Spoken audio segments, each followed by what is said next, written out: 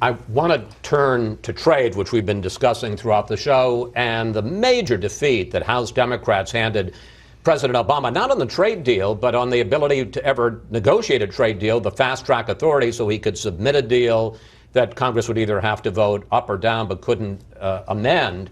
We're going to play for you Nancy Pelosi shocking a lot of people by announcing she was going to vote against the president, and then President Obama this weekend saying he's going to keep at it. Here they are. I will be voting today to slow down the fast track to get a better deal. Whatever the deal is with other countries, we want a better deal for America's workers.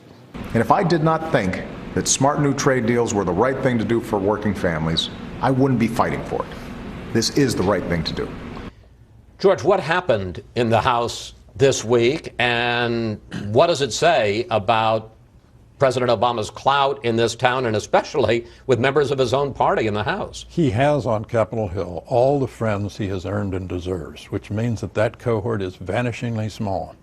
It is reliably reported that when he went up for his 45-minute soliloquy, I guess, to the Democratic caucus. And let me just say, on Friday, he made, and it's usually a big deal, the president gets in the motorcade, goes up from the White House up to Capitol Hill, and meets with the House Democratic caucus, all the Democratic members. And he told them he hopes they will play it straight. Well, that's exactly the language he used, speaking in Germany about the Supreme Court on the Obamacare, that he hopes the Supreme Court will play it straight. That's not just a verbal tick of his.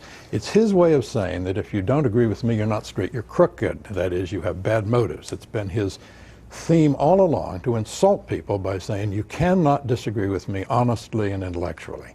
So that's what we're left with. The Democrats today are a very curious mixture of the radical and the reactionary.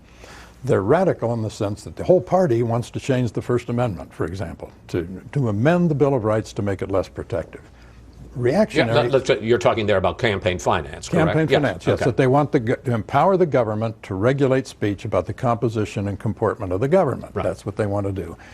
And reactionary, they are now like the 19th century Republican Party, which got prosperous and fat by protectionism, by awarding benefits to various factions and constituents by using tariffs and resistance to free trade.